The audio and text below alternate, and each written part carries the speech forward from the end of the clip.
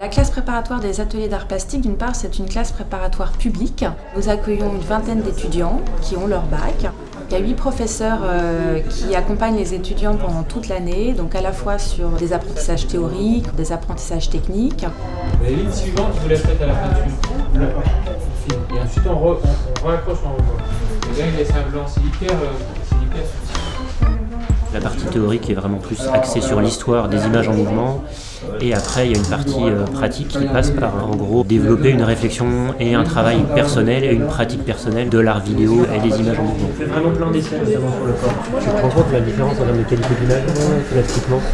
Si on travaille l'éclairage sur un visage et que dans le fond, en blanc éclairé, on a ton bazar, ça peut être intéressant. Mon cours se fait avec très peu de sujets ou alors des sujets très très vastes. L'idée, c'est vraiment de les amener à trouver par eux-mêmes leurs questions et de développer une réflexion autour de leur histoire, de leurs idées, de leurs envies.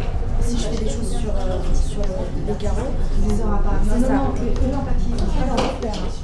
On accompagne aussi les étudiants dans des expositions, on fait beaucoup de visites, de galeries, de lieux d'art contemporain en région Île-de-France.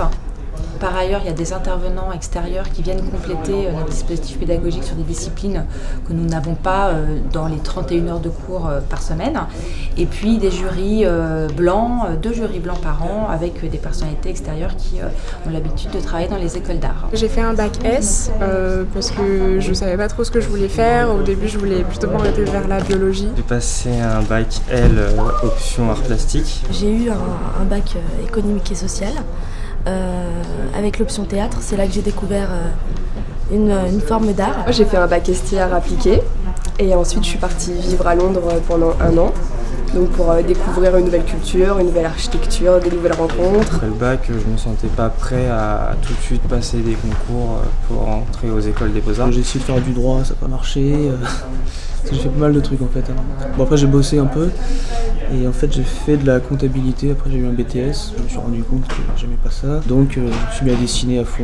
J'avais postulé dans des écoles d'art, j'ai finalement été acceptée que dans des écoles de commerce, donc je me suis dirigée vers cette voie-là.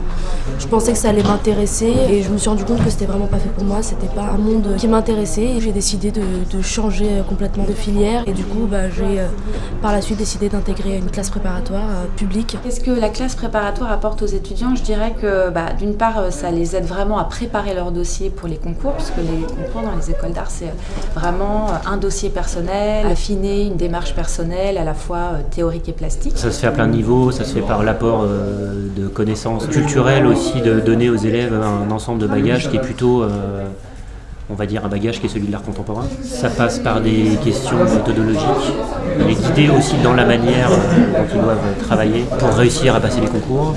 Je les suis dans un projet global, c'est-à-dire je donne un regard à la fois sur les dessins, les photos, les vidéos, les peintures, dans une approche générale. Et l'idée, c'est vraiment de les amener à développer leur démarche personnelle pour rentrer dans ces grandes écoles. Ça permet d'avoir un dossier conséquent parce que je me rends compte que quand je suis allée au concours l'année dernière, c'était un peu n'importe quoi.